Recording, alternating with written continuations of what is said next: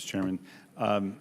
Ms. Mack, you cited as one of the issues here the Coast Guard rely on an annual budget process, which we're not going to change, but it's 5-year SIP as well for long-term planning.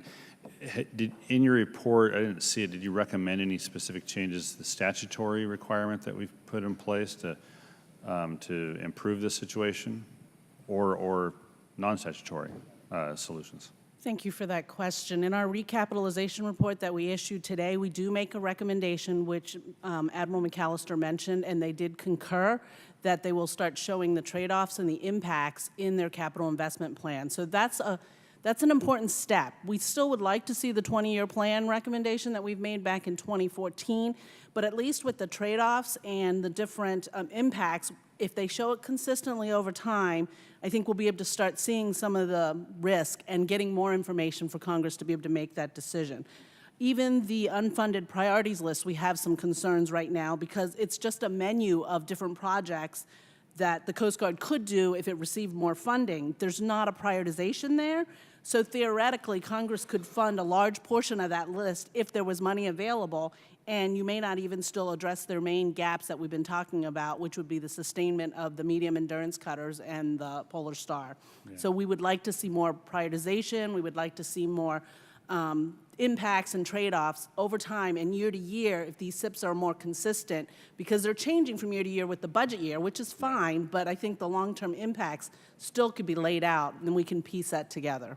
Yeah, thanks. Admiral McAllister, are you or Admiral Abel the one to recommend a change the statute if necessary to address this issue? And if so, do you have any recommendations on that? Well, Congressman, as Ms. Mack indicates, we have been trying to improve the value of the information that we provide to you through both the 5-year capital investment plan, the unfunded priority list, and the 20-year long-range acquisition portfolio without the need for legislation.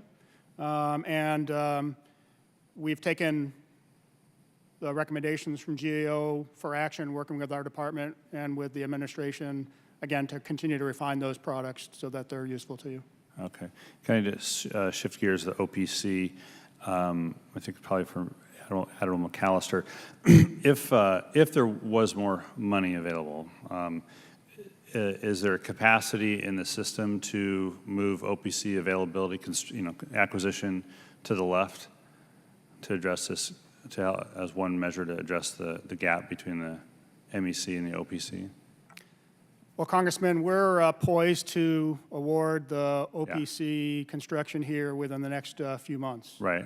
And so I would tell you there may be those opportunities, but I don't think you'll find it shows up on our unfunded priorities list, because there are other opportunities to accelerate things that are probably a higher priority, at least to the Coast Guard.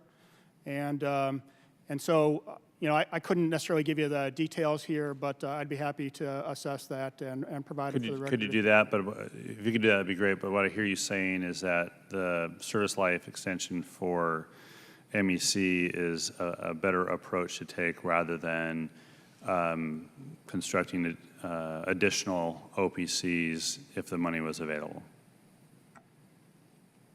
I think, yes, sir. So I think service life extension, particularly for the 270, the younger of the MECs, is inevitable at this point. And I would just, I think the capital investment plan reflects this, but there's a critical juncture. I believe it's at hulls 3 and 4 or 4 and 5 in the OPC contract, where we go from 1 a year to 2 a year per year. And I think that's critical to ensuring that we minimize the risk in trying to extend the life of these 210s and 270s. Yeah, thanks. As well for Admiral McAllister on OPCs, the selection criteria the Coast Guard's using for home porting offshore patrol cutters, can you cover those? And I will say I obviously have a bias here, but just wanted to get directly from you all. Sir, if you don't mind, that process is actually run by our operations division as an operational requirement. Congressman, thanks for that question. I think you know that we've committed the first 4 offshore patrol cutters. 2 will go to Kodiak, and 2 will go into LAOB. As far as looking beyond there, we only have a 5-part test. Number 1 is logistics. Clustering ships is efficient as far as shoreside detachments, sparing equipment that you need. Second one is operations. Is it close to where the ship's going to do its work so you reduce the transit time and you get more return on investment for end-of-way time? Next one is port and port facilities. Are you going to have to dredge, build pier face, all the things that you need? Vitally important, too, is the people. Is there housing? Are there schools, child development centers, employment opportunities, housing, all those things that you need to make it? And the last one is any impact on the environment. So as we look forward past the original first 4, we'll do that 5-part test to try to decide where best to bed down these cutters.